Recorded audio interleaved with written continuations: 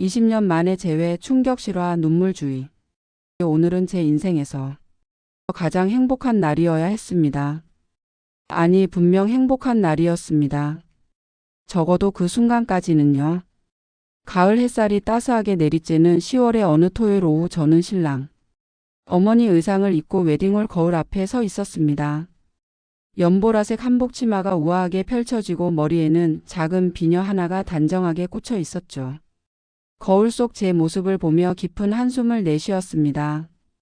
오늘 저는 우리 민호의 어머니인 동시에 아버지의 자리도 함께 채워야 했으니까요. 27의 젊은 나이에 남편을 잃었습니다. 교통사고였죠.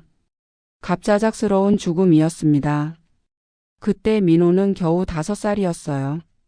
아빠를 찾으며 울먹이던 아이에게 저는 차마 진실을 말할 수 없었습니다. 민호야, 아빠는 먼 곳으로 여행 가셨어. 조금 있으면 돌아오실 거야. 거짓말이었습니다. 하지만 어린 아이에게 죽음을 설명하기엔 제 마음도 아이의 마음도 너무 약했습니다.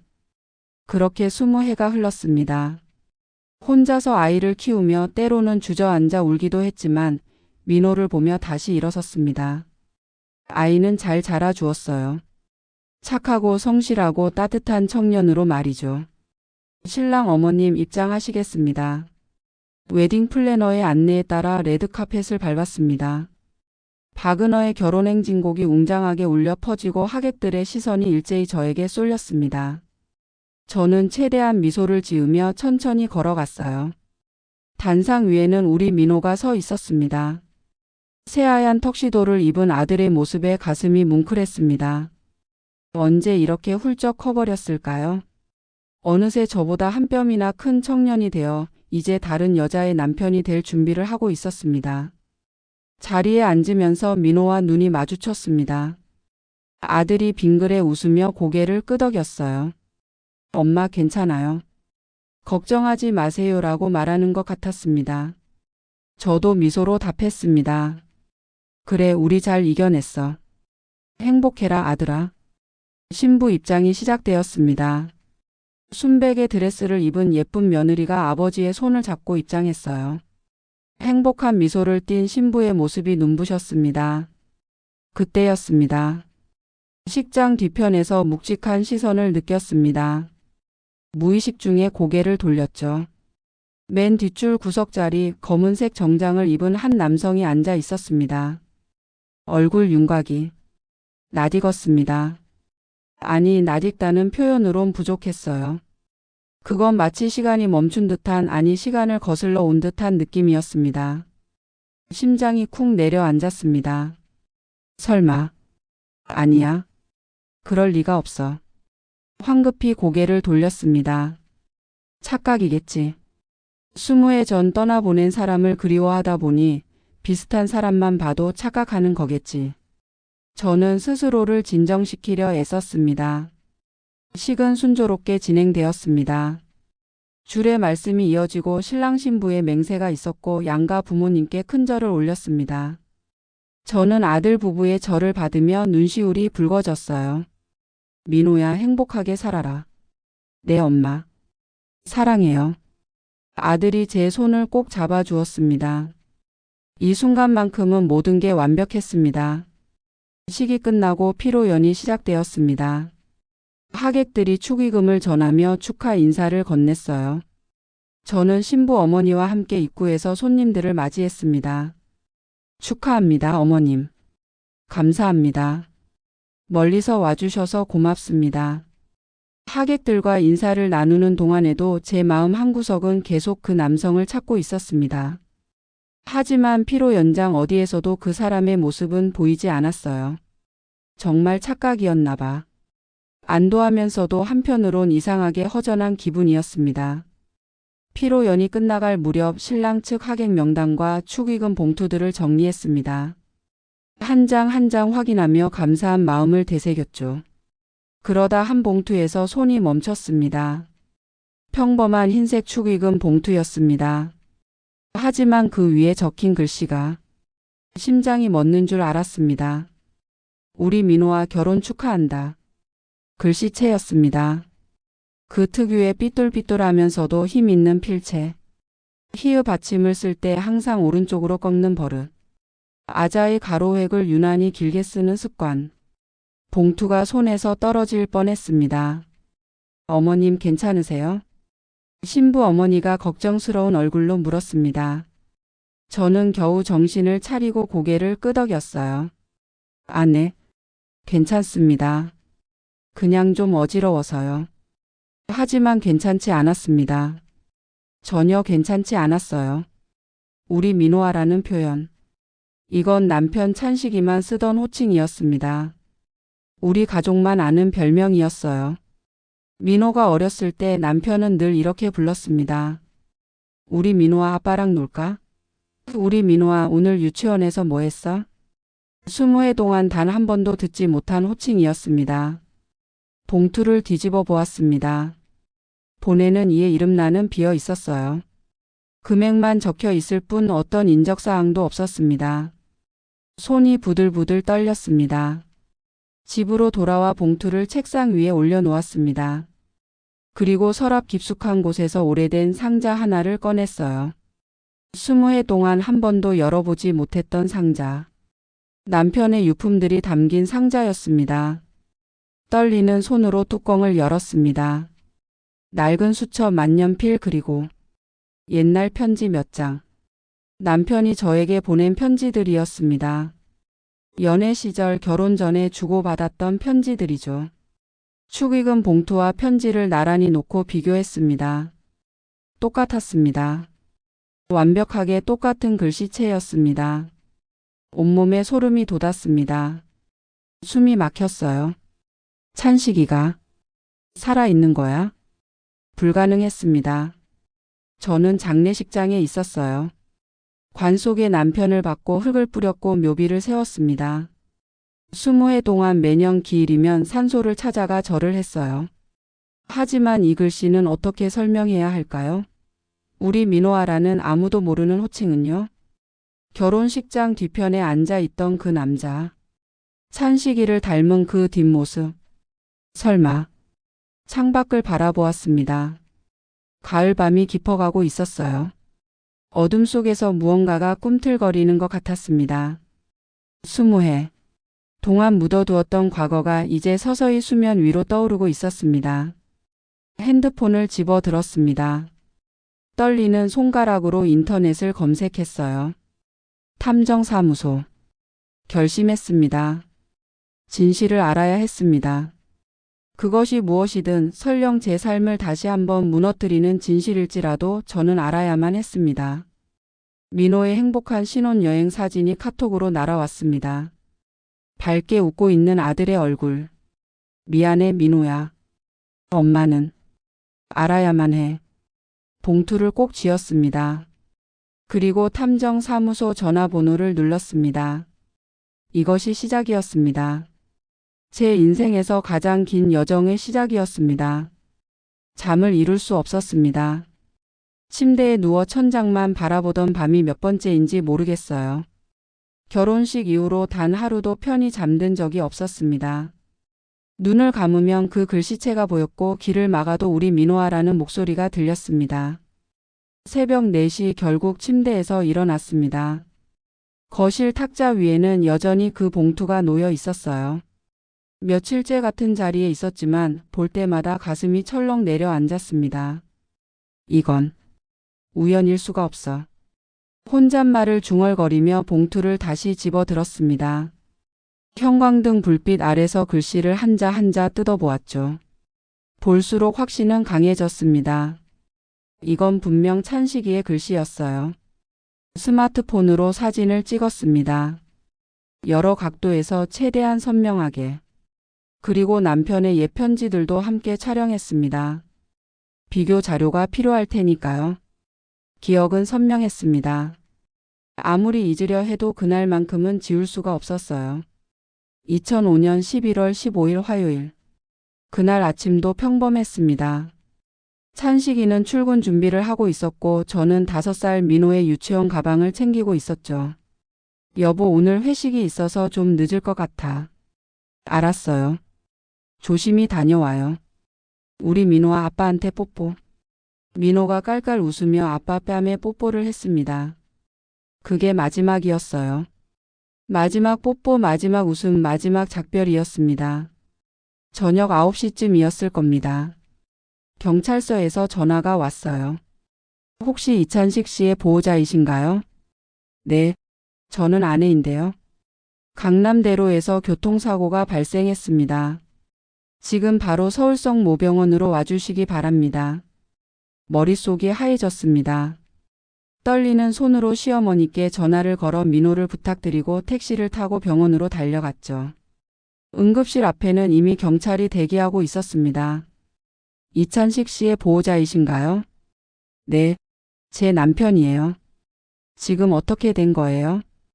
경찰관이 무거운 표정으로 입을 열었습니다. 대형 화물차와의 충돌 사고였습니다. 현장에서 즉사하셨습니다. 조의를 표합니다. 다리에 힘이 풀렸습니다. 바닥에 주저앉았어요.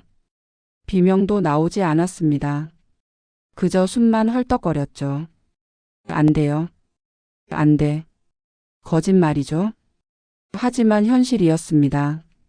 영안실에서 남편을 봤습니다. 하얀 수의를 입은 채 관 속에 누워있는 찬식이를. 얼굴은 형체를 알아볼 수 없을 정도로 손상되어 있었어요. 차량 하부에 깔려서 안면 손상이 심합니다. 장례 지도사의 설명이 귓전을 스쳤습니다. 사흘 동안 장례식장을 지켰습니다.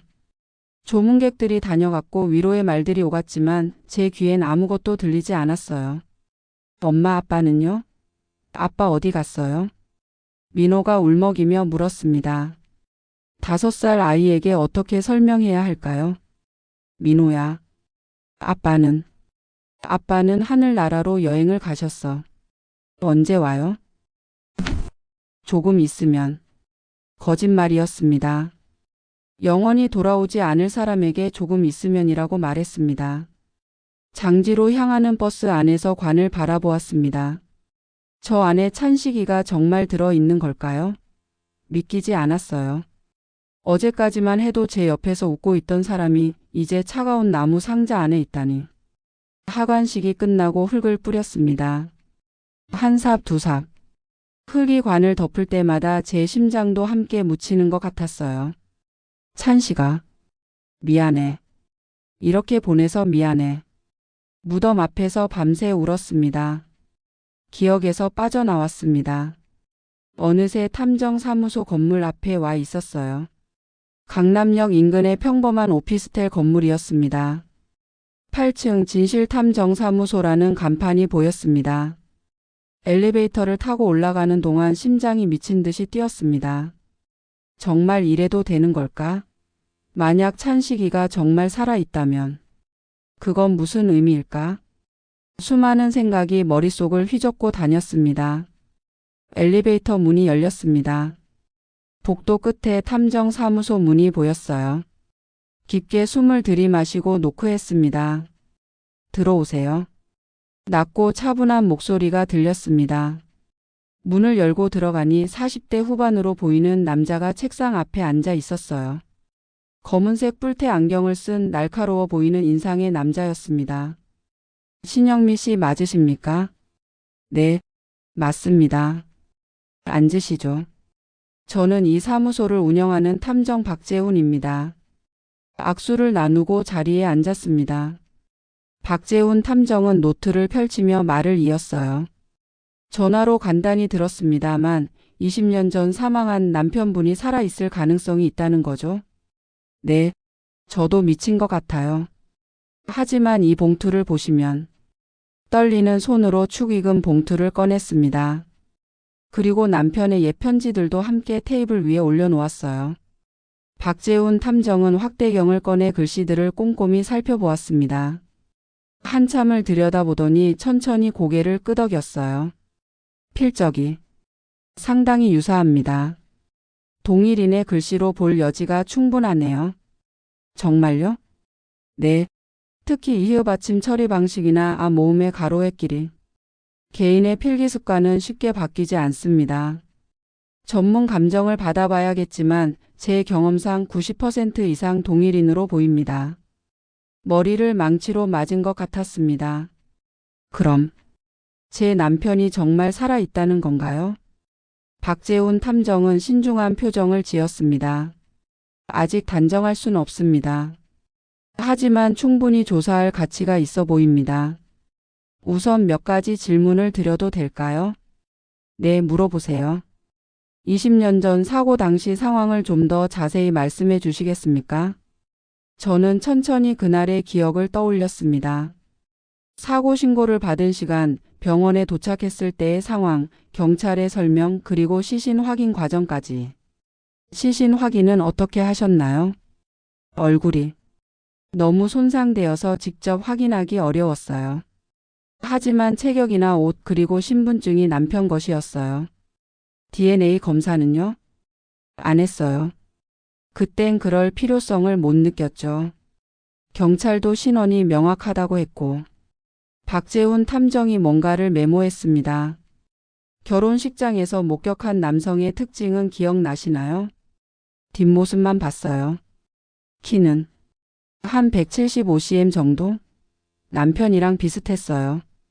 체격도 비슷했고 무엇보다 뒷목의 자세가 앉아있는 모습이 너무 닮았어요. CCTV 영상을 확보할 수 있을까요? 결혼식장에 문의해 볼게요. 그리고 이 봉투는 어떻게 접수되었나요? 일반 축의금 접수대에 다른 봉투들과 섞여 있었어요. 누가 낸 건지는 모르겠어요. 박재훈 탐정은 한참을 생각하더니 입을 열었습니다. 조사를 시작하겠습니다. 며칠 정도 시간을 주십시오. 우선 필적 감정을 전문기관에 의뢰하고 결혼식장 CCTV를 확보하겠습니다. 그리고 그는 잠시 망설이더니 조심스럽게 물었습니다. 20년 전 사고 기록도 다시 조회해봐야 할 것 같습니다. 당시 교통사고 보고서, 부검 기록, 보험금 수령 내역 모두 확인이 필요합니다. 네, 알겠습니다. 한 가지 더 여쭤보겠습니다. 만약 정말로 남편분이 살아 계시다면 어떻게 하실 겁니까? 순간 말문이 막혔습니다. 그러게요. 만약 찬식이가 살아있다면? 20년 동안 저를 속이고 살아온 거라면? 모르겠어요. 진실이 뭔지 먼저 알아야 할 것 같아요. 집으로 돌아오는 길은 멍했습니다. 현관문을 열고 들어서는데 거실에 불이 켜져 있었어요. 깜짝 놀라 안을 들여다보니 민호가 소파에 앉아 있었습니다. 민호야? 신혼여행은? 엄마 얘기 좀 해요. 아들의 목소리가 차가웠습니다. 심상치 않은 분위기였어요. 무슨 일이야? 결혼식 때 받은 축의금 봉투 있잖아요. 이름 없는 거. 심장이 덜컥 내려앉았습니다. 그게 왜? 엄마가 이상하게 행동하시길래 혹시나 해서 피로 연장 CCTV를 확인해 봤어요. 신부 아버지가 웨딩홀 사장님이라 가능했거든요. 민호가 스마트폰을 꺼내 영상을 재생했습니다. 화면 속에는 결혼식이 끝난 후 피로 연장 입구가 보였어요. 그리고 한 남성이 조용히 축의금 봉투를 놓고 뒤돌아서는 모습이 포착되었습니다. 영상을 일시 정지시킨 민호가 화면을 확대했습니다. 뒷모습이었지만 확실히 찬식이와 닮아 있었습니다. 엄마, 이 사람 누구예요? 그리고 이거. 민호가 또 다른 사진을 보여주었습니다. 탐정사무소 건물 앞에서 나오는 제 모습이었어요. 엄마 뒤따라갔어요. 왜 탐정사무소에 가신 거예요? 더 이상 숨길 수 없었습니다. 민호야, 혹시 그 사람이 내 아버지일지도 몰라.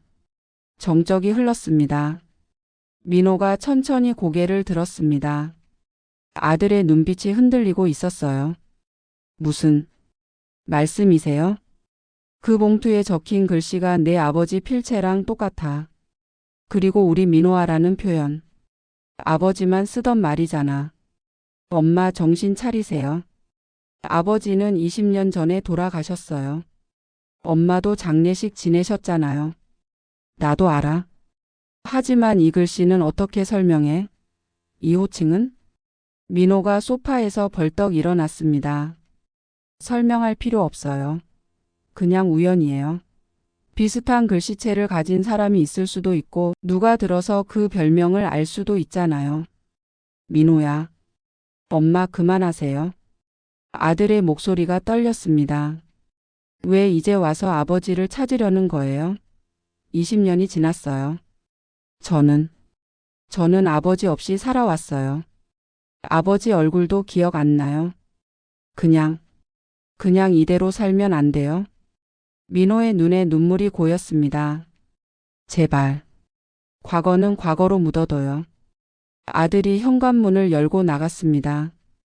쾅 문 닫히는 소리가 집안에 울려 퍼졌어요.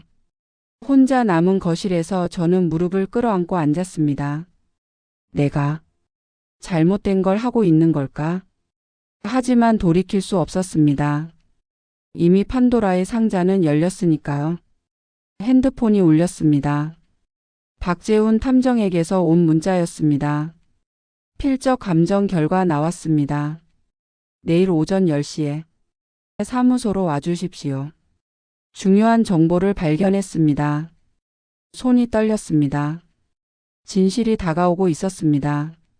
제가 감당할 수 있을지 모르는 엄청난 진실이. 밤새 한숨도 자지 못했습니다. 민호가 나간 후 계속 핸드폰을 들여다봤어요. 아들에게 연락해야 할까 말아야 할까. 수십 번 메시지를 쓰다가 지웠습니다. 미안해 민호야. 엄마도 어쩔 수가 없어.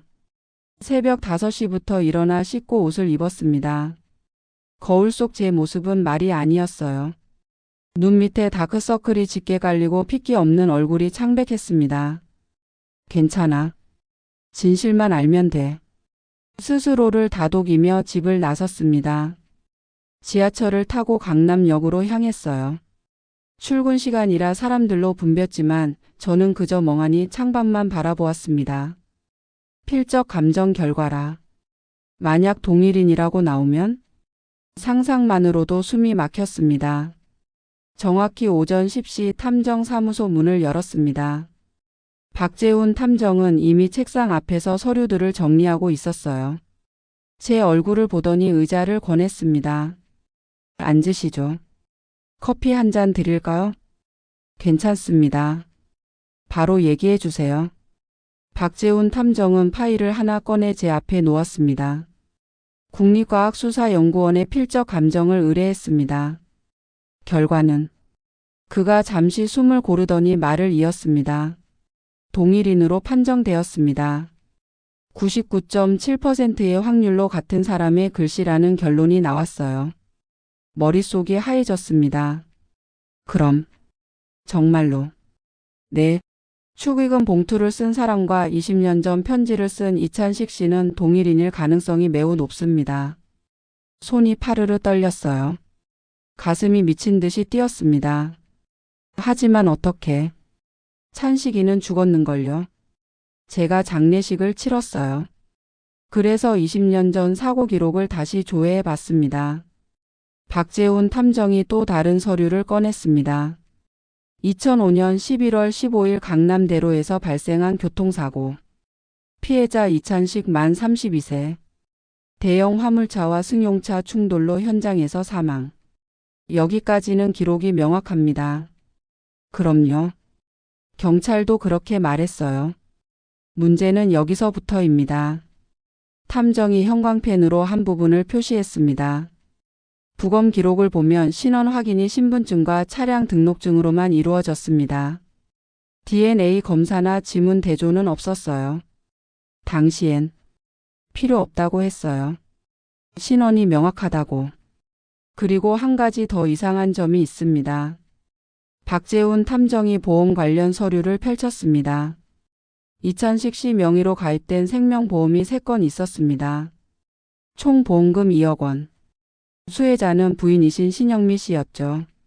네, 받았어요. 그 돈으로 민호를 키웠습니다. 그런데 사고 발생 정확히 한 달 전에 이 보험들이 모두 추가 가입되었습니다. 네? 원래 이찬식 씨는 5천만 원짜리 보험 하나만 들고 계셨어요. 그런데 사망 한 달 전에 갑자기 3건의 보험을 더 가입하셨습니다. 마치 준비라도 한 것처럼요. 등골이 서늘해졌습니다. 그게 무슨 의미예요? 확실하진 않지만 2가지 가능성이 있습니다.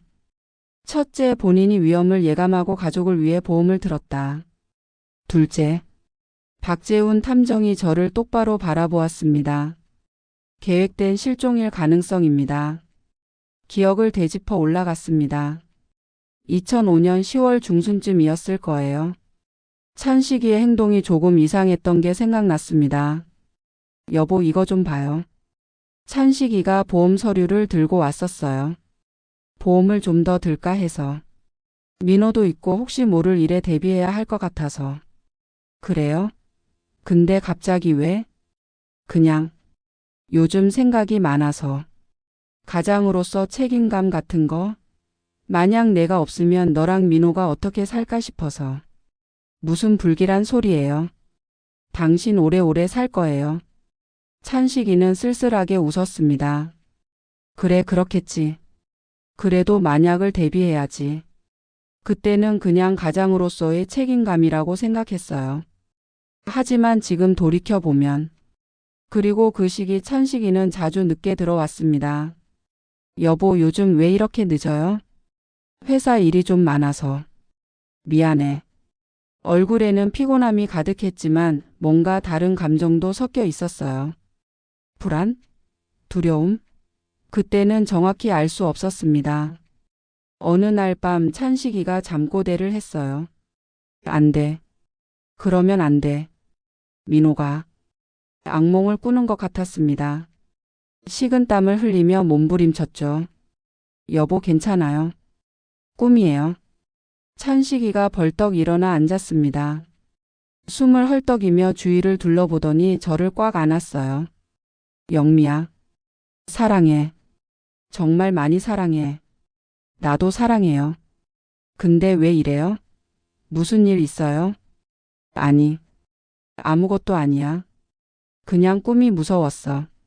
하지만 찬식이의 손은 떨리고 있었습니다. 당시 남편분이 평소와 다른 행동을 보이진 않았나요? 박재훈 탐정의 질문에 정신을 차렸습니다. 그러고 보니 사고 한 달 전부터 조금 이상했어요. 자주 늦게 들어오고 불안해하는 것 같았고 악몽도 자주 꿨어요. 혹시 누군가에게 쫓기거나 위협받는 것 같은 기색은 없었나요? 그건 잘 모르겠어요. 당시엔 회사 일이 바쁜 줄로만 알았어요. 탐정이 고개를 끄덕이며 메모했습니다. 이찬식 씨가 다니던 회사도 조사해 봐야겠습니다. 그리고 결혼식장 CCTV 영상도 확보했습니다. 보시겠습니까? 네. 박재훈 탐정이 노트북을 열어 영상을 재생했습니다. 화면에는 결혼식장 로비가 보였어요. 사람들이 오가고 축의금을 내는 모습들이 포착되었습니다. 여기 이 시간대를 보세요. 오후 1시 47분. 한 남성이 로비로 들어왔습니다. 심장이 멎는 줄 알았습니다. 키, 체격, 걸음걸이. 모두 찬식이와 비슷했어요. 남자는 모자를 깊게 눌러쓰고 있어서 얼굴은 잘 보이지 않았습니다. 그는 주위를 살피더니 재빨리 축의금 봉투를 접수대에 놓고 돌아섰어요. 전체 시간은 채 10초도 안 되었습니다. 잠깐만요. 여기서 멈춰주세요. 박재훈 탐정이 영상을 일시 정지시켰습니다.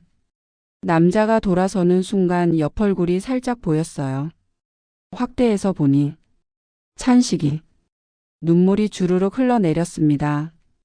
분명했어요. 20년이 지나 나이가 들었지만 코, 턱선, 귀 모두 찬식이었습니다. 99% 확신합니다. 이 사람이 이찬식 씨 본인이거나 아니면 쌍둥이 같은 극도로 닮은 사람일 겁니다. 쌍둥이는 없어요. 찬식이는 외동아들이었어요. 그렇다면 답은 하나뿐이었습니다. 남편이 살아있어요. 말로 내뱉는 순간 현실이 되었습니다. 문득 옛 기억들이 밀려왔습니다. 찬식이와 처음 만난 날. 대학교 MT에서였어요. 캠프파이어를 하며 기타를 치던 찬식이의 모습이 눈에 선했습니다. 너 이름이 뭐야? 신영미요. 영미야, 나랑 사귈래? 뭐? 갑자기? 첫눈에 반했어. 진심이야. 그렇게 시작된 연애는 3년간 이어졌고 졸업 후 바로 결혼했어요. 신혼여행은 제주도였습니다. 예산이 빠듯해서 해외는 못 갔지만 그래도 행복했어요. 여보, 우리 아이 낳으면 이름 뭐라고 지을까? 글쎄, 아들이면 민호, 딸이면 민지? 민호? 좋은데? 백성민의 호랑이호. 우리 민호아 멋지게 자라다오. 찬식이가 제 배를 쓰다듬으며 웃었습니다. 그리고 민호가 태어났어요. 여보, 아들이야. 우리 민호아가 태어났어. 찬식이는 신생아실 유리창 너머로 민호를 보며 눈물을 흘렸습니다. 고마워, 영미야. 정말 고마워. 무슨 소리예요? 우리 아기잖아요. 우리 민호아 아빠가 평생 지켜줄게. 행복하게 해줄게. 그 약속은 지켜지지 않았습니다. 민호가 5살이 되던 해 찬식이는 사라졌으니까요. 신영미 씨? 박재훈 탐정의 목소리에 정신을 차렸습니다. 죄송해요. 옛 생각을 하다가. 괜찮습니다. 충격이 크실 겁니다. 탐정이 물 한 잔을 건네 주었어요. 한 모금 마시고 나서야 진정이 되었습니다. 그럼 이제 어떻게 하면 되나요? 이찬식 씨의 현재 거주지를 찾아야 합니다. CCTV 영상을 바탕으로 동선을 추적하겠습니다. 그리고 과거 기록들도 더 파헤쳐 봐야 해요. 왜 그가 죽음을 위장했는지, 20년 동안 어디서 무엇을 하며 살았는지. 시간이 얼마나 걸릴까요? 빠르면 일주일, 길면 한 달 정도 걸릴 것 같습니다. 한 달. 그 시간 동안 저는 뭘 해야 할까요? 민호와는 어떻게 해야 하고 찬식이를 찾으면 무슨 말을 해야 할까요? 알겠습니다. 부탁드립니다. 한 가지만 더 여쭤봐도 될까요? 네. 만약 이찬식 씨를 찾으면 어떻게 하실 생각이신가요? 다시 만나실 건가요? 대답할 수 없었습니다. 20년이라는 시간이 너무 컸어요. 그 시간 동안 저는 혼자 아이를 키우며 눈물 흘렸고 찬식이는 어디선가 다른 삶을 살았습니다. 모르겠어요. 일단 왜 그랬는지 이유를 알고 싶어요. 알겠습니다. 최선을 다하겠습니다. 집으로 돌아오는 길 핸드폰이 울렸습니다. 민호에게서 온 전화였어요. 여보세요, 민호야? 엄마. 어디세요? 집으로 가는 중이야. 왜? 엄마, 저 말씀드릴 게 있어요. 목소리가 떨리고 있었습니다. 무슨 일인데? 집에서 얘기해요. 지금 가고 있어요. 전화가 끊겼습니다. 불안한 마음으로 집에 도착했어요. 현관문을 열자마자 민호가 소파에 앉아 있었습니다. 그리고 민호 옆에는 낡은 상자 하나가 놓여 있었어요. 찬식이의 유품 상자였습니다. 민호야, 그거. 엄마, 저도 알아야 할 것 같아서요. 아버지에 대해서. 민호가 상자를 열었습니다. 그 안에는 찬식이의 물건들이 가득했어요. 만년필 수첩, 사진들. 그리고 민호가 하나의 봉투를 꺼냈습니다. 이게 뭐예요? 저도 처음 보는 봉투였습니다. 누렇게 바랜 흰 봉투에 영미에게라고 적혀 있었어요. 나도 처음 봐. 떨리는 손으로 봉투를 열었습니다. 안에는 편지 한 장이 들어 있었어요. 영미에게 이 편지를 읽고 있다면 아마 나는 이미 떠나고 없을 것이다. 미안하다. 정말 미안하다. 설명할 시간이 없다. 하지만 알아줬으면 한다. 내가 너와 민호를 사랑한다는 것을. 이 선택이 너희를 지키기 위한 것이었다는 것을. 언젠가 다시 만날 수 있을까? 그때가 오면 모든 걸 설명하겠다. 우리 민호와 잘 부탁한다. 영원히 사랑하는 찬식이가. 편지를 읽는 내내 눈물이 멈추지 않았습니다. 엄마. 아버지가 뭘 지킨다는 거예요? 모르겠어. 하지만 한 가지는 확실했습니다. 찬식이의 죽음은 사고가 아니었어요. 계획된 것이었습니다. 그리고 그 이유는 우리를 지키기 위해서였다고 했습니다. 대체 무엇으로부터요? 핸드폰이 울렸습니다. 박재훈 탐정이었어요. 신영미 씨 중요한 정보를 찾았습니다. 지금 당장 만나야 할 것 같습니다. 무슨 일인데요? 이찬식 씨가 사고 나기 전 경찰에 신변 보호 요청을 했었습니다. 민호와 함께 택시를 타고 탐정 사무소로 향했습니다. 차 안은 침묵으로 가득했어요.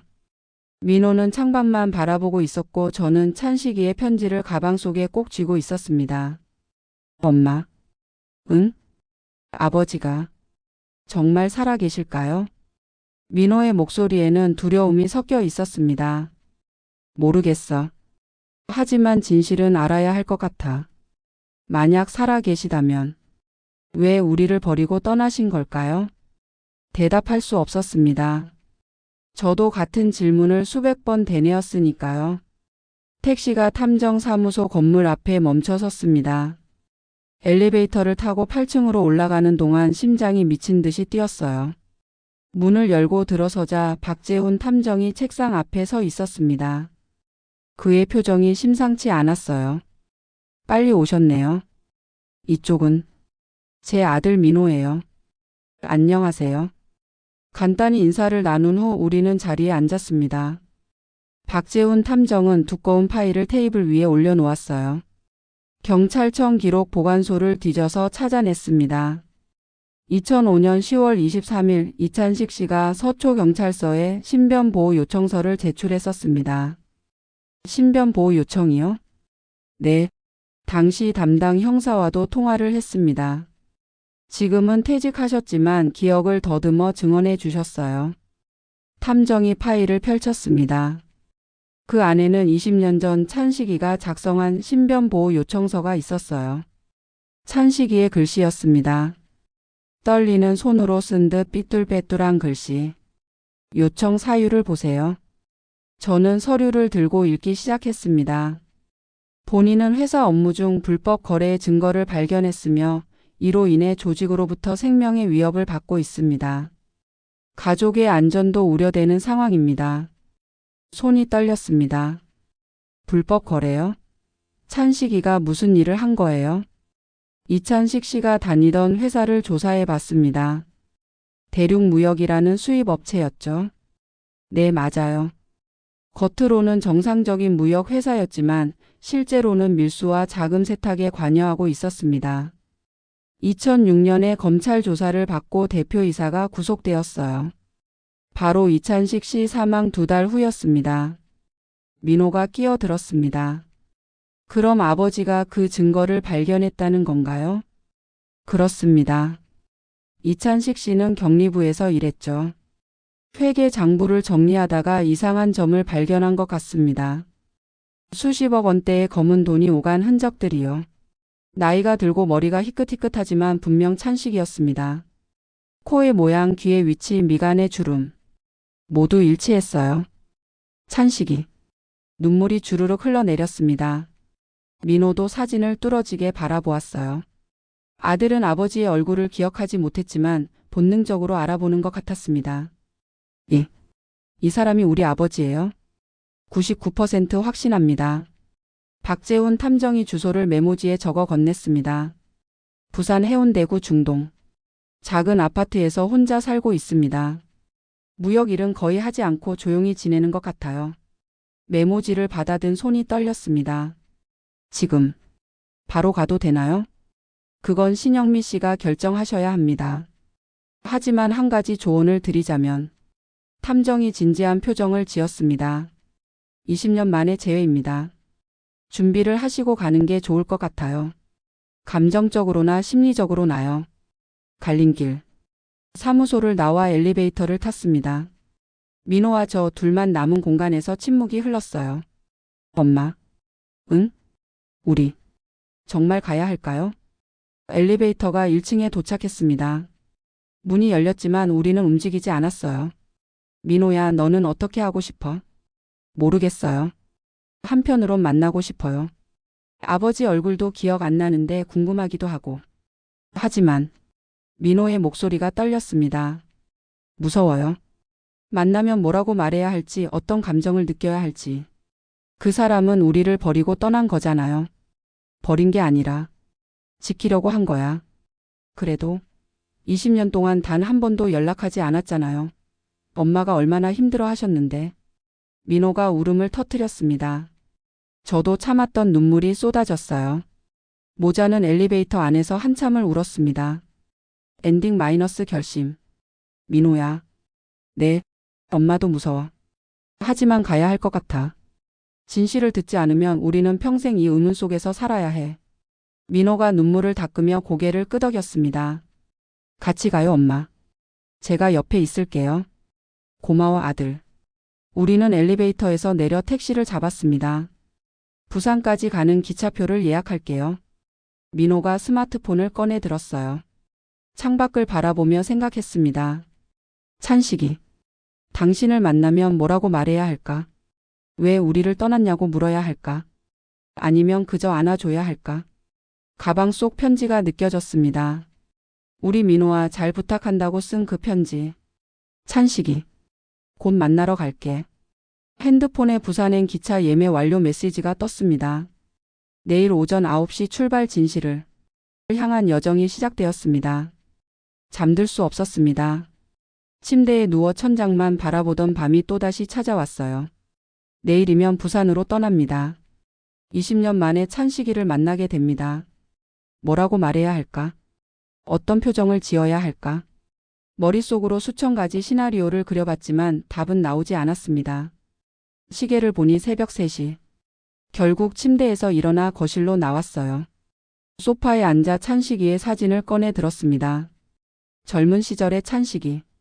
환하게 웃고 있는 모습이었죠. 당신. 지금은 어떤 모습일까? 행복하게 살았을까? 아니면 우리처럼 괴로워했을까? 문득 민호 방에서 불빛이 새어 나왔습니다. 아들도 잠을 못 자고 있는 것 같았어요. 조용히 다가가 문을 두드렸습니다. 민호야, 안 자니? 들어오세요. 문을 열고 들어가니 민호가 책상 앞에 앉아 노트북을 보고 있었어요. 뭐 하고 있어? 아버지에 대해 검색하고 있어요. 이진우라는 이름으로요. 화면을 보니 부산 지역 소규모 무역업체 목록이 떠 있었습니다. 뭐 찾았어? 별로 없어요. 정말 조용히 사시나 봐요. SNS도 없고 기사에도 안 나오고.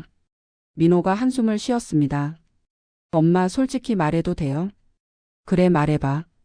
저 무서워요. 내일 아버지를 만나는 게. 저는 민호 옆에 앉았습니다. 엄마도 무서워. 근데 왜 무서운지 말해줄 수 있어? 민호가 한참을 망설이더니 입을 열었습니다. 만약에 아버지가 우리를 별로 안 반가워하시면 어떡해요? 20년 동안 연락 안 한 게 그냥 우리가 싫어서였으면? 민호야. 그리고 사실 전 아버지가 없는 삶에 익숙해요. 엄마랑 둘이 사는 게 당연했고 행복했어요. 근데 갑자기 아버지가 나타나면 뭐가 어떻게 바뀌는 거예요? 아들의 솔직한 고백에 가슴이 아팠습니다. 민호야, 아무것도 바뀌지 않아. 내가 원하지 않으면. 정말요? 응. 우리는 그냥 진실을 확인하러 가는 거야. 왜 그랬는지, 어떻게 살았는지. 그게 다야. 그럼 아버지랑 다시 살게 되는 건 아니에요? 순간 멈칫했습니다. 그 질문에 대한 답을 저도 모르고 있었으니까요. 아침 서울역. 아침 6시에 일어나 짐을 쌌습니다. 특별한 건 없었어요.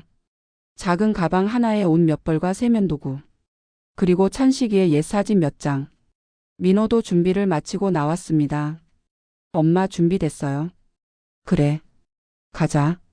택시를 타고 서울역으로 향했어요. 아침 출근 시간이라 도로가 막혔지만 시간은 충분했습니다. 서울역 대합실은 사람들로 붐볐어요. 출장을 가는 직장인들, 여행을 떠나는 가족들. 모두가 어딘가를 향해 가고 있었습니다. 우리도 어딘가를 향해 가고 있었죠. 과거를 향해, 진실을 향해. 표 끊으러 갈게요. 민호가 창구로 향했습니다. 그때 핸드폰이 울렸어요. 며느리 수진이에게서 온 전화였습니다. 여보세요, 수진아? 어머니 안녕하세요. 혹시 지금 어디 가세요? 어, 응. 급한 일이 있어서 부산에 좀 다녀오려고. 부산이요? 민호 오빠도 같이 가요? 응. 어머니 무슨 일 있으세요? 결혼식 이후로 계속 이상하셨잖아요. 며느리는 눈치가 빨랐습니다. 아니야, 아무것도 아니야. 그냥 친구 만나러 가는 거야. 정말이에요? 응. 걱정하지 마. 내일 돌아올게. 전화를 끊었습니다. 거짓말이 입에서 술술 나왔어요. 민호가 표를 들고 돌아왔습니다. 9시 15분 출발이에요. 부산까지 2시간 반 걸려요. 그래. 커피라도 마실까? 카페에 앉아 커피를 주문했습니다. 따뜻한 아메리카노를 한 모금 마시니 정신이 좀 들었어요. 엄마 도착하면 바로 찾아갈 거예요. 아니, 일단 숙소에 짐부터 풀자. 그리고 저녁 때 찾아가는 게 좋을 것 같아. 왜요? 갑자기 나타나면 찬식이도. 아니, 이진호 씨도 놀랄 테니까. 이진호. 찬식이의 새 이름을 입에 올리니 이상한 기분이었습니다. 기차가 출발했습니다. 창밖으로 서울의 풍경이 빠르게 지나갔어요. 고층 빌딩들, 한강 아파트 단지들. 민호는 이어폰을 끼고 음악을 듣고 있었고 저는 창밖만 바라보았습니다. 찬씨가 20년 동안 어떻게 살았니? 우리가 그리웠니? 아니면 새로운 삶에 익숙해졌니? 핸드폰을 꺼내 박재훈 탐정에게 문자를 보냈습니다. 부산으로 출발했습니다. 오늘 저녁에 찾아갈 예정입니다. 곧 답장이 왔어요. 알겠습니다. 조심히 다녀오세요. 그리고 혹시 모르니 제 전화번호 저장해 두세요. 긴급 상황 생기면 바로 연락 주십시오. 긴급 상황이라니. 무슨 일이 생길 수 있다는 걸까요? 불안한 마음을 떨쳐내려 애썼습니다.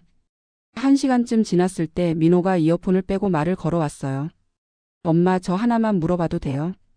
그래, 뭐든 물어봐. 엄마는 아버지를 아직도 사랑하세요? 예상치 못한 질문이었습니다. 그게 뭐라 답해야 할까요? 20년이라는 시간. 그 시간 동안 사랑은 증오로 변했다가 그리움으로 변했다가 무덤덤함으로 변했어요. 모르겠어, 민호야. 솔직히 잘 모르겠어. 그럼 왜 찾으러 가는 거예요? 답을 들어야 할 것 같아서. 그래야 정리가 될 것 같아서. 민호가 고개를 끄덕였습니다. 저도요. 아버지한테 물어보고 싶은 게 있어요. 뭔데? 왜 우리를 버렸냐고. 정말 우리를 지키기 위해서였냐고. 다른 방법은 없었냐고. 아들의 목소리에 분노가 섞여 있었습니다. 민호야. 엄마, 전 솔직히 아버지한테 화가 나요. 엄마가 얼마나 힘들었는데. 혼자 저 키우시느라 얼마나 고생하셨는데. 민호의 말에 과거가 떠올랐습니다. 찬식이가 사라진 후 보험금 2억 원을 받았어요. 큰 돈이었지만 혼자 아이를 키우기엔 부족했습니다. 낮에는 은행에서 일하고 저녁에는 과외를 했어요. 주말에는 편의점 아르바이트까지 했죠. 민호가 초등학교 1학년 때였을 거예요. 학교 운동회가 있었습니다. 엄마, 우리 반 애들은 다 아빠랑 엄마랑 같이 왔는데 나는 왜 아빠가 없어? 아이의 순진한 질문에 가슴이 찢어졌어요.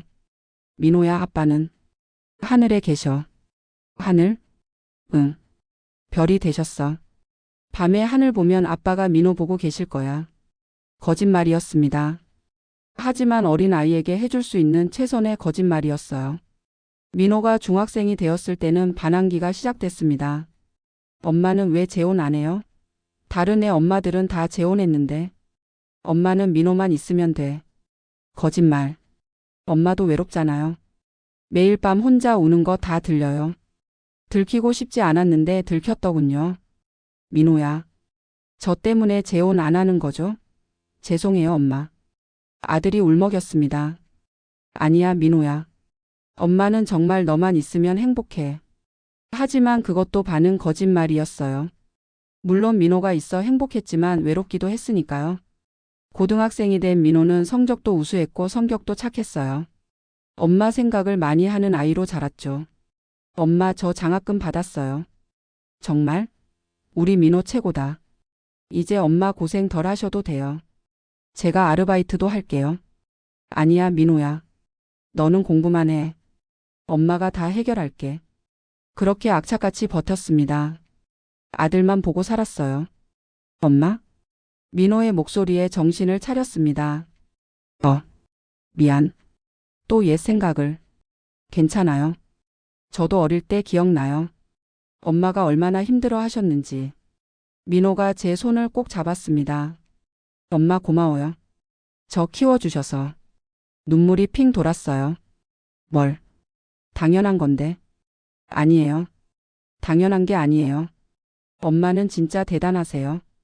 민호야. 그래서 더 화가 나요. 아버지한테. 엄마를 혼자 두고 떠난 게. 민호의 목소리가 떨렸습니다. 만약 정말로 우리를 지키려고 떠났다면 왜 연락 한 번 없었어요? 편지 한 통이라도 보내지.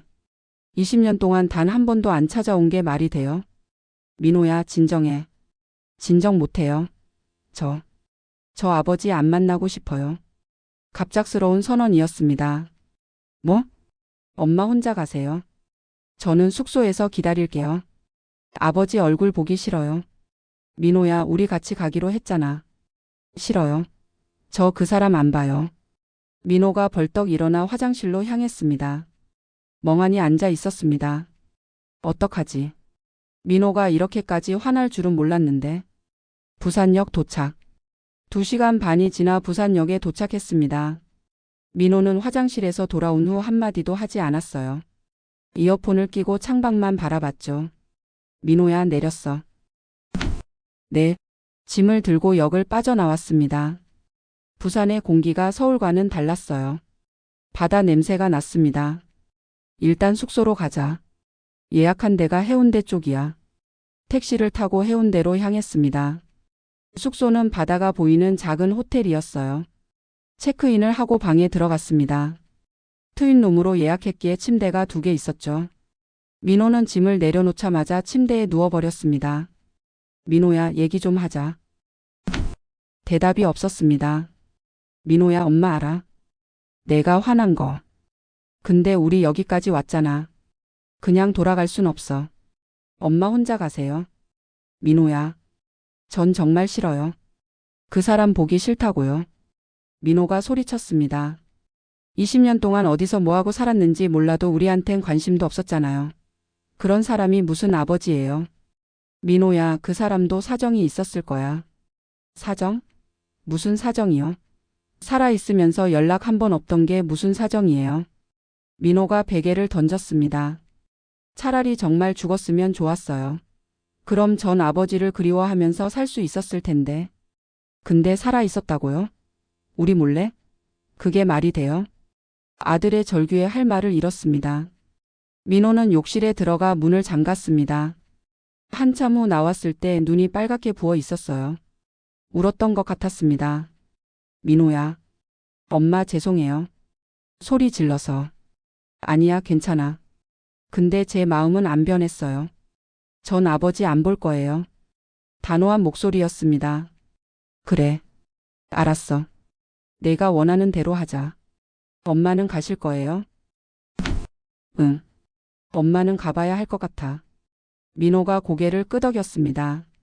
알겠어요. 조심히 다녀오세요.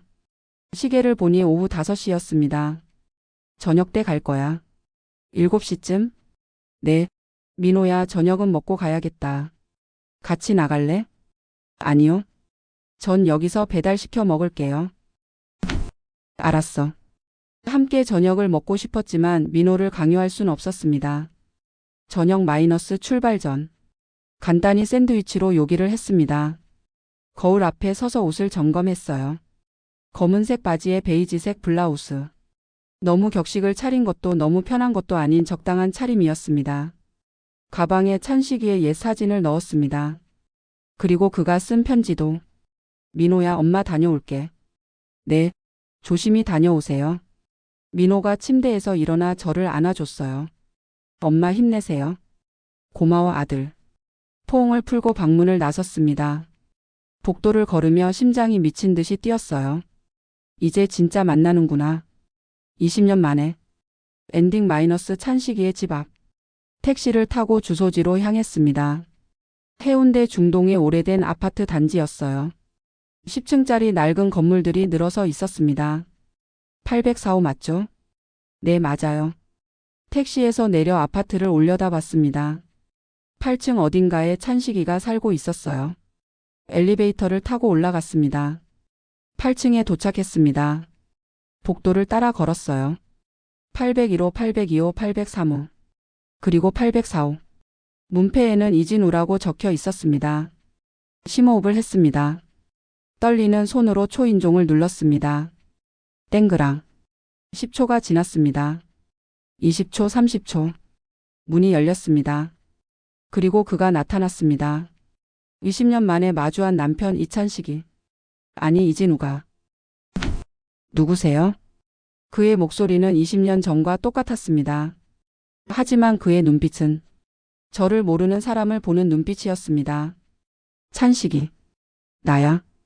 영미야. 그 순간 그의 얼굴이 창백해졌습니다. 영미?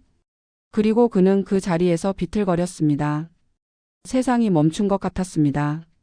찬식이는 문틀을 붙잡고 간신히 중심을 잡았어요.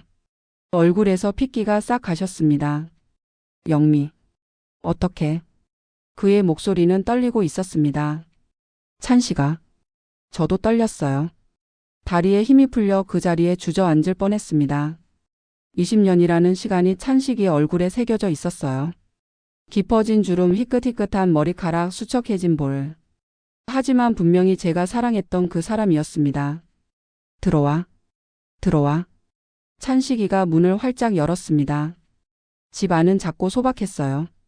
원룸 구조의 아파트였고 가구도 최소한만 있었습니다. 작은 식탁, 낡은 소파, 오래된 TV. 앉아줘. 찬식이가 소파를 가리켰습니다. 저는 로봇처럼 움직여 자리에 앉았어요. 찬식이는 부엌으로 가서 물을 한 잔 따라왔습니다. 손이 너무 떨려서 물잔이 덜덜 소리를 냈어요. 마셔. 놀랐을 거야. 고마워. 물을 한 모금 마셨습니다. 목이 타들어갔거든요. 찬식이는 제 맞은편에 앉았습니다. 거리를 두고요. 마치 가까이 다가가면 안 될 것처럼. 어떻게? 날 찾았어?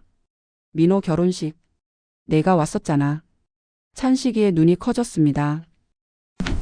봤구나. 봉투에 적힌 글씨. 우리 민호아라는 말. 너밖에 몰랐어, 그 별명. 찬식이가 고개를 떨어뜨렸습니다. 미안해. 가지 말았어야 했는데. 그냥 보고 싶었어. 우리 아들이 결혼하는 모습을 20년 동안 한 번도 안 보고 싶었으면서. 목소리가 날카로워졌습니다. 참았던 감정들이 터져 나오려 했어요. 영미야. 왜 그랬어? 왜 죽은 척했어? 왜 우리를 버렸어? 눈물이 주르륵 흘러내렸습니다. 찬식이도 울고 있었어요. 말없이 눈물만 흘렸습니다. 한참의 침묵이 흘렀습니다. 찬식이가 천천히 입을 열었어요. 다 얘기해 줄게. 처음부터. 그는 자리에서 일어나 작은 서랍장을 열었습니다. 그 안에서 낡은 파일 하나를 꺼냈어요. 이걸 봐. 파일을 받아 열었습니다. 안에는 오래된 문서들이 가득했어요. 회계 장부 사본 계좌 이체 내역 사진들. 이게 뭐야? 대륙무역의 불법 거래 증거야. 내가 발견한 거. 찬식이가 하나씩 설명하기 시작했습니다. 2005년 9월이었어. 회계 장부를 정리하다가 이상한 걸 발견했지. 유령 회사로 돈이 빠져나. 가고 있었어. 수십억 원씩. 그래서 더 파헤쳤어. 그랬더니 무기 밀수였어. 회사가 정상적인 무역을 가장해서 불법 무기를 들여오고 있었던 거야. 손에 든 서류가 떨렸습니다. 세상에. 처음엔 경찰에 신고하려고 했어. 하지만 찬식이의 목소리가 낮아졌습니다. 회사 뒤에 거대한 조직이 있다는 걸 알게 됐어. 정치인들, 고위 공무원들까지 연루되어 있었지. 그들은 증거를 없애려고 했고 나를 제거하려 했어. 2005년 10월 초였어. 회사에서 돌아오는 길에 누군가 나를 따라오고 있다는 걸 느꼈어. 찬식이의 눈빛이 멀어졌습니다. 과거를 떠올리는 눈빛이었어요. 검은색 승용차가 계속 뒤를 밟았지. 집까지 따라왔어. 너무 무서웠어. 너와 민호가 위험에 처할까봐. 그래서 경찰에 신변보호 요청을 한 거야? 응. 하지만 경찰도 믿을 수 없었어. 조직이 경찰 안에도 사람을 심어놨을 수 있으니까. 찬식이가 손으로 얼굴을 감쌌습니다. 10월 중순 직접적인 협박이 왔어. 전화로. 입 다물지 않으면 가족이 다친다고. 민호 유치원 사진까지 보내왔어. 우리 아들이 놀이터에서 노는 사진을. 가슴이 철렁 내려앉았습니다. 뭐라고? 그때 깨달았어. 내가 살아있는 한 너희는 절대 안전할 수 없다는 걸. 증거를 넘겨줘도 소용없어. 내가 언제 다시 말할지 모르니까. 그들은 나를 완전히 없애고 싶어 했어. 그래서 죽은 척을 한 거야? 처음엔 그럴 생각이 없었어. 하지만 찬식이가 깊은 한숨을 쉬었습니다. 11월 14일 밤 그들이 집으로 왔어. 뭐? 너와 민호가 잠든 사이 새벽 2시쯤 현관문을 따는 소리가 들렸어. 난 몰래 나가서 그들을 만났지. 아파트 계단에서. 찬식이의 손이 떨렸습니다. 3명이었어. 그중 1명이 말했지. 내일까지 증거를 넘기고 입을 다물어라. 안 그러면 내 가족이 어떻게 되는지 보게 될 거다. 그래서 어떻게 했어? 증거를 넘겨주겠다고 했어. 다음 날 만나자고. 강남대로 어느 주차장에서. 찬식이가 눈을 감았습니다. 하지만 그들이 날 살려둘 리 없다는 걸 알았어. 증거를 넘기면 그 자리에서 죽일 거야. 그리고 아마도 너희도. 현재 804호. 그래서 계획을 세웠어. 찬식이가 파일에서 또 다른 문서를 꺼냈습니다. 11월 15일 아침 약속 장소로 향했어. 하지만 혼자 가지 않았지. 내가 아는 사설 탐정을 고용했어. 전 상황을 녹화하고 기록하도록. 그리고 약속 장소에 도착했을 때 그들은 이미 와 있었어. 증거를 넘기라고 했지. 난 USB를 건넸어. 가짜였지만. 가짜? 진짜 증거는 따로 보관해뒀어. 그들이 USB를 확인하는 사이 난 도망쳤어. 차를 타고 강남대로로. 찬식이의 목소리가 떨렸습니다. 그들이 뒤쫓아왔어. 대형 화물차로. 나를 죽이려고 했지. 도로 한복판에서 추격전이 벌어졌어. 그때 사고가. 맞아. 하지만 정확히는 사고가 아니었어. 그들이 의도적으로 내 차를 들이받았어. 찬식이가 손을 떨며 물을 마셨습니다. 차가 크게 부서졌어. 난 간신히 빠져나왔지. 차 안에는 시신 하나가 있었어. 시신? 그들이 보낸 암살자 중 1명이었어. 사고 직전에 내 차에 올라탔다가 충돌로 죽은 거야. 얼굴이 완전히 으스러져서 알아볼 수 없었지. 소름이 돋았습니다. 그때 생각했어. 이게 기회라고. 그 시신을 나로 위장하면 그들도 내가 죽었다고 믿을 거라고. 그래서 현장에서 도망쳤어. 내 신분증과 지갑은 차 안에 남겨두고 200m 떨어진 곳에서 탐정이 기다리고 있었어. 그의 차를 타고 사라졌지. 찬식이가 눈물을 닦았습니다. 그게 너와 민호를 본 마지막이었어. 보험금은? 1달 전에 미리 준비해뒀어. 내가 죽으면 너희가 당장 생활비 걱정은 안 하도록. 1억 원 인출 기록도 있던데. 도피 자금이었어. 새 신분을 만들고 숨어 살 돈이 필요했으니까. 모든 퍼즐이 맞춰지고 있었습니다. 그럼 관 속에 들어간 건 그 암살자였어? 그래. 미안해. 정말 미안해. 찬식이가 소파에서 무릎을 꿇었습니다. 용서해줘, 영미야. 다른 방법이 없었어. 내가 살아있다는 걸 알게 되면 그들은 너희를 찾아갈 거였어. 협박의 도구로 쓰려고. 20년 동안 한 번도 연락 안 한 건? 할 수 없었어. 전화 한 통, 편지 한 장도 위험했어. 흔적을 남기면 그들이 추적할 수 있으니까. 그 조직은 지금도 존재해? 찬식이가 고개를 저었습니다.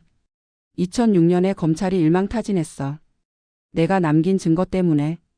대표이사부터 시작해서 관련자들 모두 구속됐지. 그럼 그때 돌아올 수 있었잖아. 목소리가 커졌습니다. 왜 안 왔어? 왜 계속 숨어 있었어? 찬식이가 고개를 들지 못했습니다. 그때는 너무 늦었다고 생각했어. 무슨 소리야? 영미야, 생각해봐. 난 이미 죽은 사람이었어. 장례식도 치렀고 보험금도 받았고 너는 새 삶을 살고 있었잖아. 새 삶? 민호를 혼자 키우며 열심히 사는 걸 봤어. 멀리서. 가끔 너희를 보러 갔거든. 눈이 커졌습니다. 뭐? 1년에 한두 번씩 서울에 올라갔어. 너희 집 근처에서 멀리서 지켜봤지. 민호가 학교 가는 모습, 너랑 손잡고 걷는 모습.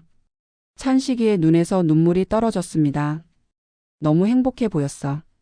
물론 힘들어 보이기도 했지만 강하게 살아가고 있더라고.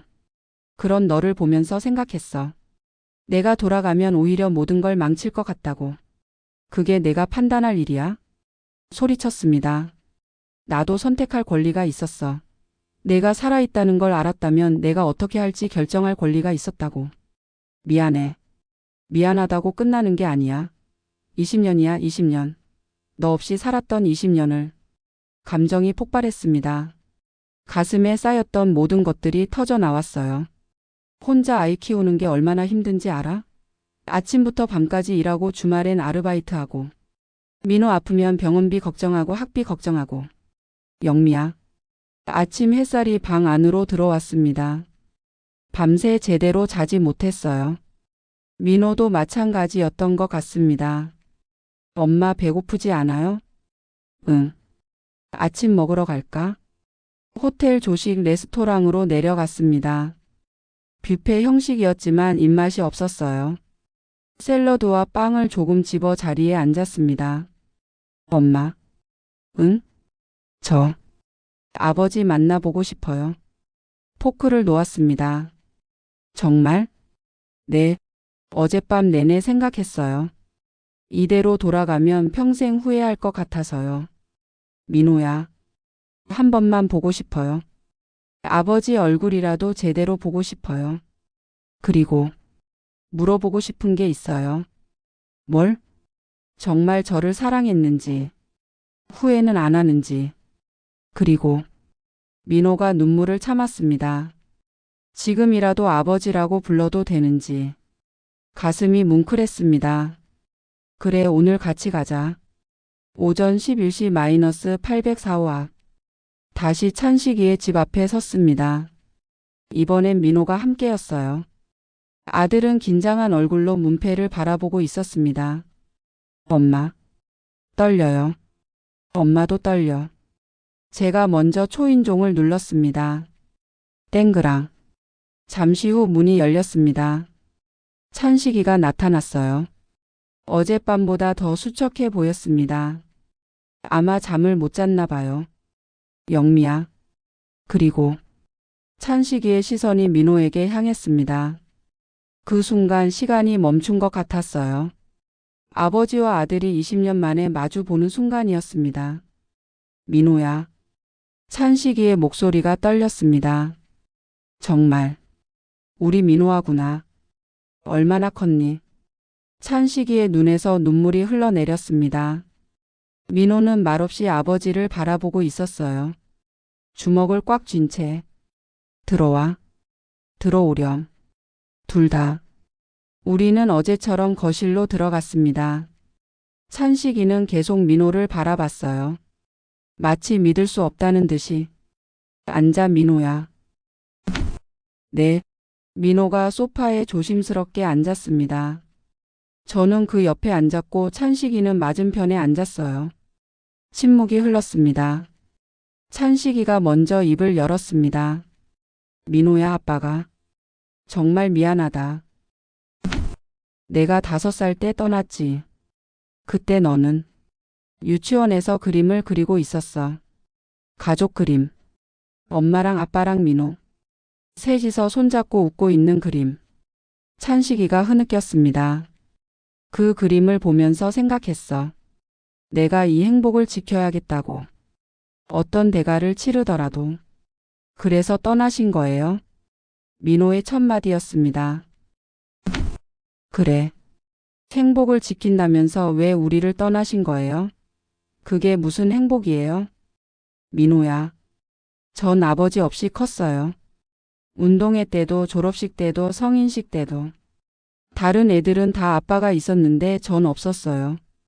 민호의 목소리가 떨렸습니다. 밤마다 꿈에서 아버지를 찾았어요. 아빠 어디 있어요? 나 여기 있어요라고. 근데 아버지는 안 오셨어요. 한 번도. 미안하다. 정말 미안해. 미안하다고 다 해요? 20년이에요, 20년. 민호가 소리쳤습니다. 저도 아버지가 필요했어요. 엄마한테는 말 못하는 고민도 있었고 남자로서 물어보고 싶은 것도 있었어요. 근데 아버지는 없었잖아요. 민호야, 아빠가 잘못했어. 다 아빠가 잘못했어. 찬식이가 소파에서 일어나 무릎을 꿇었습니다. 용서해달라는 게 아니야. 그럴 자격도 없어. 그냥 아빠의 마음을 알아줬으면 해. 민호야, 아빠는 매일 너를 생각했어.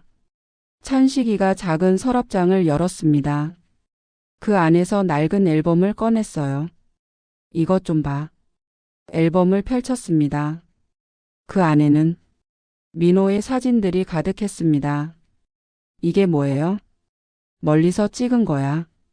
내 초등학교 입학식, 중학교 체육대회, 고등학교 졸업식. 아빠가 다 갔었어. 멀리서 지켜봤어.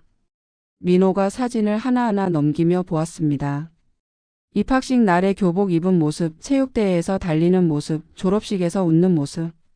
아버지가 다 보고 계셨어요? 응.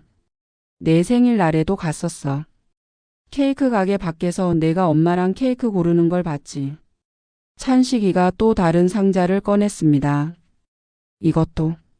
상자 안에는 편지들이 가득했어요. 민호에게. 오늘은 내 7번째 생일이구나. 아빠는 너를 축하해. 건강하게 자라줘서 고마워. 민호에게. 초등학교에 입학했다는 소식을 들었어. 공부 열심히 해. 아빠가 응원할게. 민호에게. 중학생이 되었구나. 벌써 이렇게 컸네. 아빠는 내가 자랑스러워. 민호가 편지들을 읽으며 울기 시작했습니다. 이 편지들. 보내지도 못한 편지들이에요. 그래.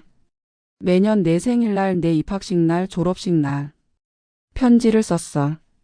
보낼 수는 없었지만. 왜 보내지 않으신 거예요? 보내면 너희가 위험해질까봐. 혹시라도 누군가 추적할까봐. 찬식이가 민호의 손을 잡으려 했지만 민호는 손을 뺐습니다. 그 조직은 2006년에 없어졌잖아요. 그럼 그때 돌아오실 수 있었잖아요. 그때는 너무 늦었다고 생각했어. 무슨 소리예요? 1년이 지나 있었어. 너는 아빠를 잊어가고 있었고 엄마는 강하게 살아가고 있었어. 내가 돌아가면 오히려 혼란만 줄 것 같았어. 그건 아버지 생각이잖아요. 저희한테 물어보지도 않고. 민호가 벌떡 일어났습니다. 아버지는 비겁해요. 우리를 지키려 했다고 하지만 결국 도망간 거예요. 책임지기 싫어서. 민호야. 제가 말렸지만 민호는 멈추지 않았습니다. 전 아버지가 없어도 잘 살았어요. 엄마랑 둘이서 행복했어요. 민호의 목소리가 방 안에 울려 퍼졌습니다. 근데 왜 이제 와서 나타나세요? 왜 제 결혼식에 오세요? 제 인생을 흔들어 놓으시는 거예요? 민호야, 미안해. 미안하다는 말 그만하세요. 지겹다고요. 민호가 현관으로 향했습니다. 민호야, 어디가? 제가 뒤따라갔지만 민호는 문을 박차고 나갔어요. 복도에서 민호를 붙잡았습니다. 민호야, 진정해. 엄마 전 못하겠어요. 아버지를 용서하는 거, 이해하는 거 못하겠어요. 민호가 제 품에 안겨 울었습니다. 왜 우리한테 이러는 거예요? 우린 그냥 평범하게 살고 싶었을 뿐인데. 민호야. 엄마, 우리 서울로 돌아가요. 제발. 여기서 더 있기 싫어요. 저는 아들을 꼭 안았습니다. 문틈으로 찬식이가 보였어요. 무너진 표정으로 서 있었습니다. 결정의 시간. 민호야, 엄마가 아버지랑 잠깐만 더 얘기하고 올게. 너는 호텔에서 기다려 줄 수 있어? 네. 택시 타고 먼저 가 있어. 엄마 곧 갈게. 민호가 엘리베이터를 타고 내려갔습니다. 저는 다시 804호 안으로 들어갔어요. 찬식이는 소파에 주저앉아 있었습니다. 완전히 무너진 모습이었어요. 영미야, 찬씨가. 저는 그 앞에 섰습니다. 우리 얘기 좀 해야 할 것 같아. 응. 솔직히 말할게. 난 아직도 내가 원망스러워. 20년이라는 시간을 혼자 버틴 게. 알아. 하지만 동시에 이해도 돼. 내가 왜 그런 선택을 했는지. 우리를 지키려고 했다는 것도. 찬식이가 고개를 들었습니다. 내 마음속에도 우리가 있었다는 거 편지 보고 알았어. 멀리서라도 우리를 지켜봤다는 것도. 영미야. 하지만 찬식아. 저는 깊은 숨을 들이쉬었습니다. 우린 이미 너무 멀리 왔어. 20년이라는 시간은 너무 길어. 무슨 뜻이야? 우리 다시 시작할 수 없어. 찬식이의 얼굴이 창백해졌습니다. 영미야, 그럼. 넌 내 과거야. 사랑했던 사람, 그리워했던 사람. 하지만 이제는 추억일 뿐이야. 영미야, 제발. 난 20년 동안 혼자 살아왔어. 그 시간 동안 너 없이 사는 법을 배웠어. 이제 와서 다시 너와 함께하는 삶을 상상할 수가 없어. 눈물이 흘렀지만 목소리는 단호했습니다. 그리고 민호. 우리 아들은 더 힘들어해. 내가 나타나서 혼란스러워하고 있어. 그 아이에게 아버지는 이미 없는 사람이었어. 그럼 어떻게 하면 돼? 찬씨가. 저는 그의 손을 잡았습니다. 우리를 보내줘. 평화롭게. 넌 여기서 내 삶을 살고 우리는 서울에서 우리 삶을 살 거야. 그게 서로에게 최선일 것 같아. 영미야, 난 너희가 필요해. 우린 이미 20년을 내 없이 살았어. 앞으로도 그렇게 살 수 있어. 찬식이가 고개를 떨어뜨렸습니다. 하지만 한 가지. 뭐? 민호가 정말 만약에 마음을 바꾸면 그때는 연락할게. 아버지를 만나고 싶다고 하면. 찬식이의 눈에 희망이 보였습니다. 정말? 응. 하지만 그건 민호의 선택이야. 내가 강요할 수 없어. 알았어. 기다릴게. 평생이라도 기다릴게. 자리에서 일어났습니다. 나 이제 가봐야겠어. 영미야. 응? 행복해. 우리 민호랑 행복하게 살아. 너도. 현관으로 향했습니다. 문 앞에서 멈춰 섰어요. 뒤돌아보지 않고 말했습니다. 찬씨가 마지막으로 하나만 물어볼게. 뭐든지. 후회해? 그때 그런 선택을 한 거. 침묵이 흘렀습니다. 매일 후회했어. 하지만 다시 그 상황으로 돌아가도 같은 선택을 할 것 같아. 너희를 지키기 위해서라면. 그래. 알았어. 문을 열고 나왔습니다. 찬씨가. 응? 사랑했어. 정말 많이. 나도 사랑했어. 지금도. 문을 닫았습니다. 복도를 걸으며 눈물이 멈추지 않았어요. 20년 만에 만난 사랑 그리고 영원한 이별. 택시 안에서 창밖을 바라보았습니다. 부산의 거리가 스쳐 지나갔어요. 사람들, 건물들, 바다. 핸드폰이 울렸습니다. 민호에게서 온 문자였어요. 엄마 괜찮아요? 천천히 와요. 기다릴게요. 답장을 보냈습니다. 응, 곧 갈게. 우리 민호 고마워. 호텔에 도착했습니다. 방에 들어서니 민호가 창가에 서 있었어요. 엄마. 민호가 달려와 저를 안아줬습니다. 괜찮아요? 응. 괜찮아. 아버지는요? 아버지는 우리를 보내주셨어. 민호가 고개를 끄덕였습니다. 엄마 죄송해요. 제가 아까 너무 심하게 말했어요. 아니야, 민호야. 내 감정 표현한 거잖아. 괜찮아. 근데 엄마. 응? 전 아직은 아버지를 용서할 수 없을 것 같아요. 미안해요. 그래, 괜찮아. 천천히 생각하면 돼. 모자는 한참을 안고 있었습니다. 에필로그 -3개월 후 서울. 겨울이 왔습니다. 민호는 신혼생활에 잘 적응하고 있었어요. 수진이와 작은 아파트에서 행복하게 살고 있었습니다. 어느 일요일 오후 민호가 저를 찾아왔습니다. 엄마, 차 한잔 하실래요? 그래, 좋지. 근처 카페에 앉아 커피를 마셨어요. 엄마, 제가 요즘 생각을 많이 했어요. 뭐에 대해? 아버지에 대해서요. 손이 멈췄습니다. 그래? 처음엔 정말 화가 났었어요. 근데 시간이 지나니까 이해가 되더라고요. 아버지도 선택의 여지가 없었다는 게. 민호야. 그리고 수진이랑 얘기하다가 깨달았어요. 만약 제가 아버지 입장이었다면 저도 같은 선택을 했을 거라고. 민호가 커피를 한 모금 마셨습니다. 엄마, 아버지 연락처 알려주실 수 있어요? 가슴이 뛰었습니다.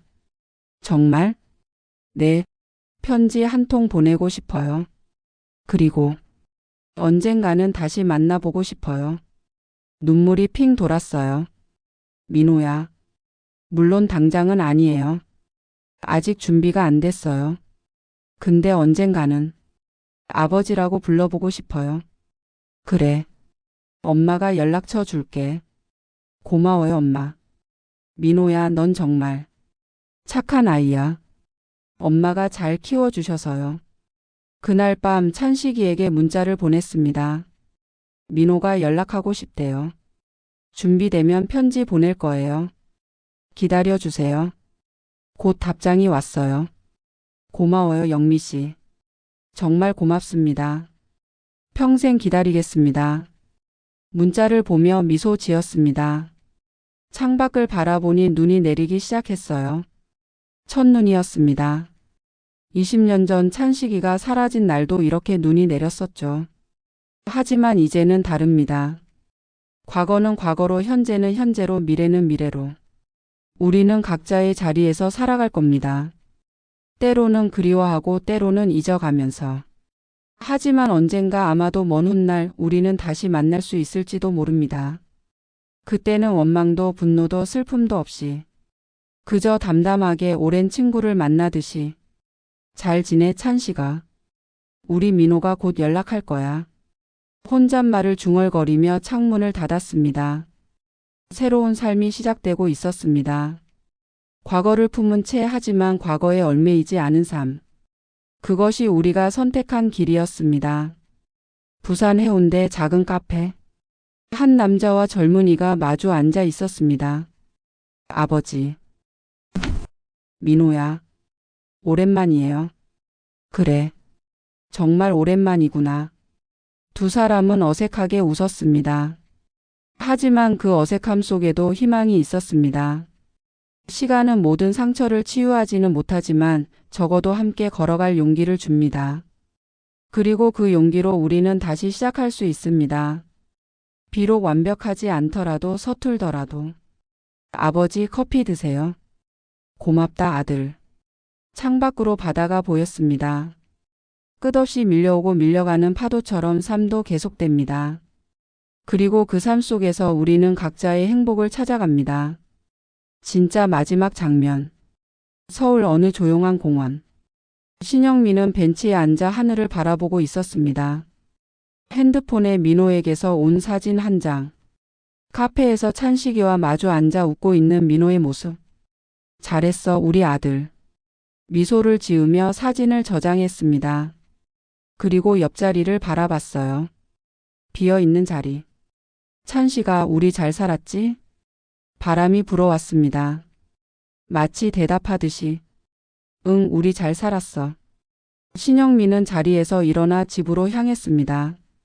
혼자지만 외롭지 않은 삶. 과거를 용서하고 현재를 살아가고 미래를 기대하는 삶. 그것이 그녀가 선택한 길이었습니다. 그리고 그 길 위에서 그녀는 행복했습니다.